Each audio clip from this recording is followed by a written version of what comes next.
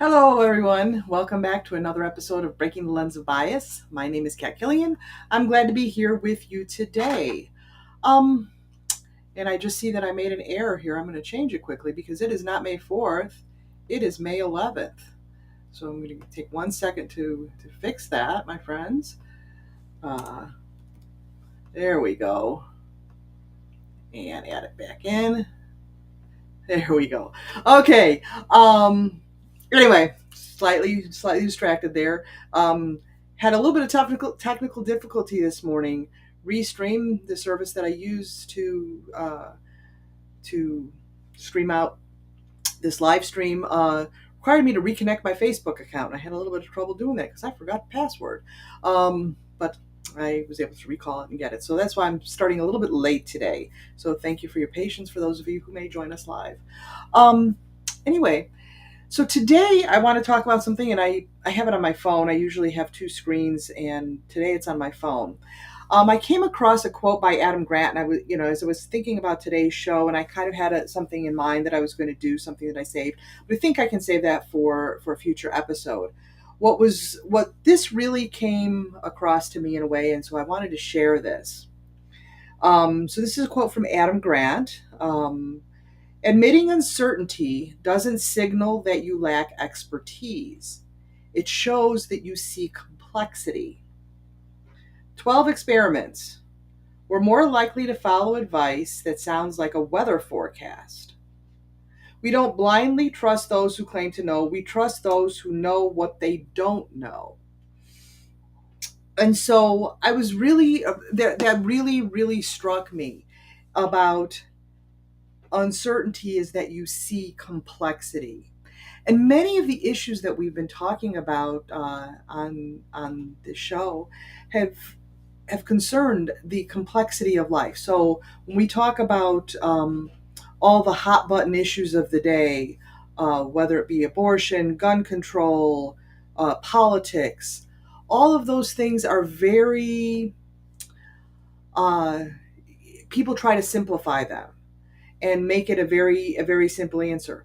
But once you start asking the questions, and we spoke about this many times, is it becomes more and more and more and more complex.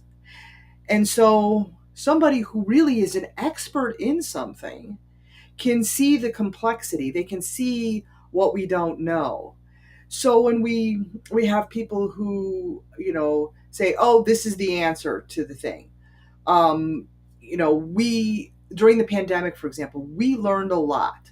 We learned a lot about what did work, and we learned a lot about what didn't work to stave off the pandemic. But then to add complexity to it, there were all of these other issues that we're still dealing with to this day, in terms of, you know, just socialization loss, especially for kids, but for everybody, and how hard it is to reconnect and things like that.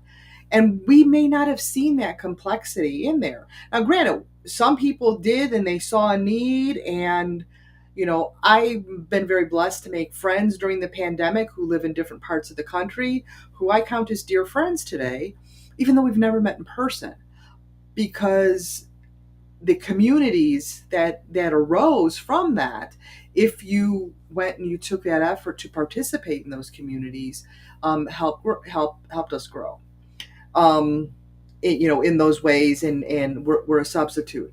But virtual friendships, while can be very satisfying in a lot of ways, there's still something about that personal, in face to face kind of thing. But I digress here. All of these things, and I just scratched the surface of it in this description of the pandemic, and the outcomes, and what we learned, and what we thought we knew, and what we didn't really know, and um, what people said that they knew. So it was and still is, to some degree, a very complex situation. So if we look at life like a weather forecast, when you look at a weather forecast, I just happened to watch the weather before I came into studio, and they were saying, well, I think it's going to be 84 today. Now I'm like, oh great, 84 degrees, nice and sunny and warm and everything like that. But the further you go out, I remember a few days ago what they were saying about today. I had heard that it was supposed to rain. It's a beautiful sunny day outside. So you're hearing all of these things, and they don't know. But what they can do is they can say, based on the information that we have had in the past, by the patterns we have seen, we think this is what's going to happen. But they always keep in mind this is a few days out, things may change. And so it's still a complex thing because there are so many factors involved in how weather works, many of which we cannot predict because it's kind of like a domino effect from what I understand. One thing here affects something else there. If a volcano blows, that there changes all the weather and all that kind of stuff. And things that happen in one part of the world affect another part of the world. And so they can just take the information that they have at that moment and do the best they can to think what the weather is. Now, we've all become accustomed to knowing that they're pretty good about saying what might happen tomorrow, or better, what's going to happen later today. But a week out, they say, well, given the patterns, we think this is going to happen. And then they have these different forecast models, that the European model and North American model and all this kind of stuff.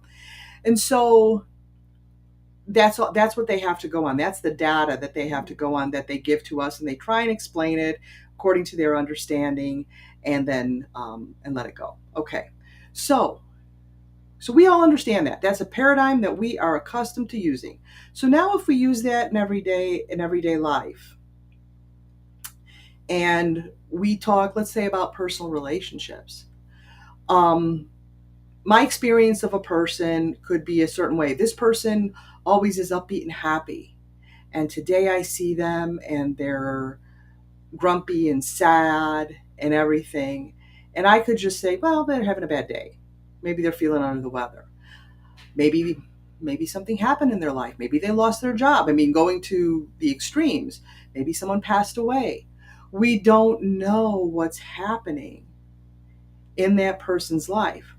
But by saying, but by saying all those things, I was saying, well, this could be what's happening. What do I need? I need more data. So I don't necessarily have a model like in the weather to forecast what's going to happen or what's going on in a certain situation. However, I know that I need more data. So I could start with those assumptions, but then I could ask questions. So if I see a person who's normally very upbeat and happy and they seem sad or depressed or angry or something like that, rather than forecast what is happening with them, I can get more data. And how can I get more data? I can ask questions. Hey, I noticed that you seem a little bit off today. Something going on? Now, they can choose to share that with you or not. But the key is in the inquiry. Let's take situations that are happening, in our lives every day. Let's take. We'll talk about gun control. All right. So we see this past weekend we had another mass shooting, at the mall in Texas, and so we keep saying, what is it? And politicians seem to have simple answers. It's the guns. It's mental health. Could it really be that there's a combination of factors going on here? And there is no one simple answer to this problem.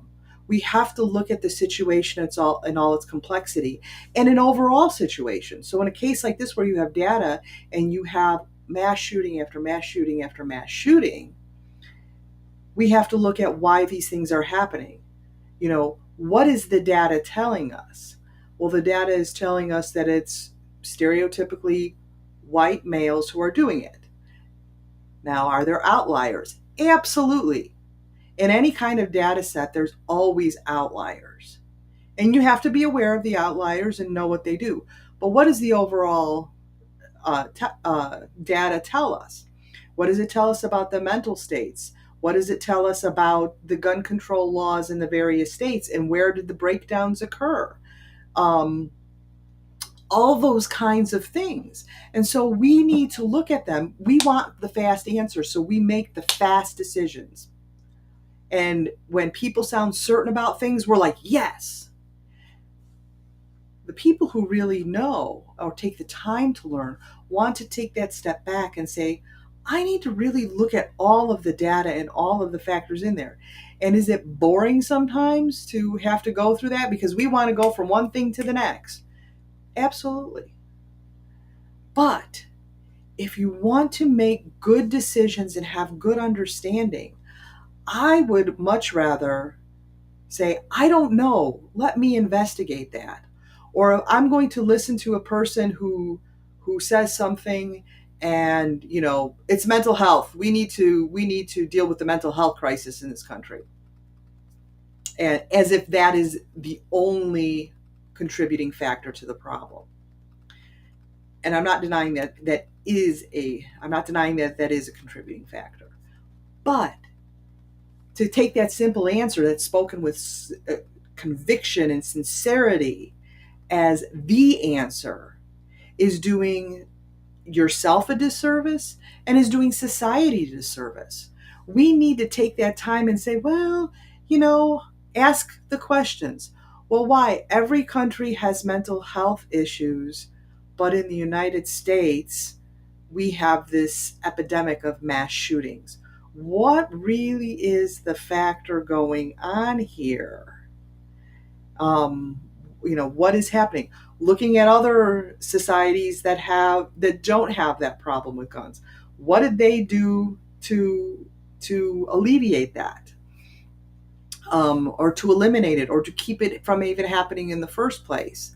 And when those anomalous situations do happen, why do those occur? What were the factors in those things occurring? And so, so I'm just saying all these things is that I don't have an answer. I'm not an expert in the psychology of mass shooting, and why it's happening. But I do ask the questions. So it seems to me that there is no simple answer. And so when people to me propose that simple answer, I'm just like, no, you're not looking at it like the weather, because there's so much complexity. So an expert who comes in and says, well, these things are the factors, I'm more likely to listen to that expert who says, I don't necessarily know, but I know these are contributing factors. So if we start addressing these contributing factors, perhaps that might change the situation. But it is a complex situation, and we go on from there. So, it's going to be a short one today. Again, it was kind of a last minute topic for me, but start looking at things like the weather. Something is going on. You don't quite have the answer. Don't fall for the simple answer. Ask the questions like the weather people do.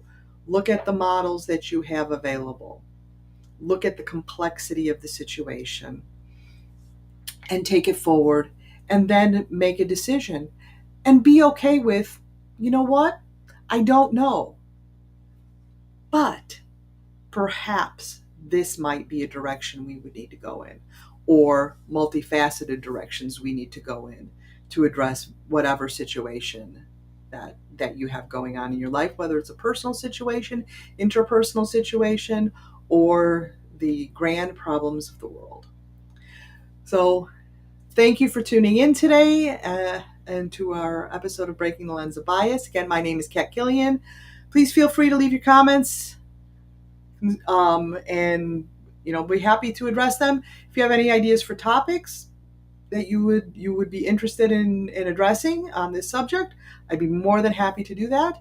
And I hope to see you again in the future. Have a great day. Bye.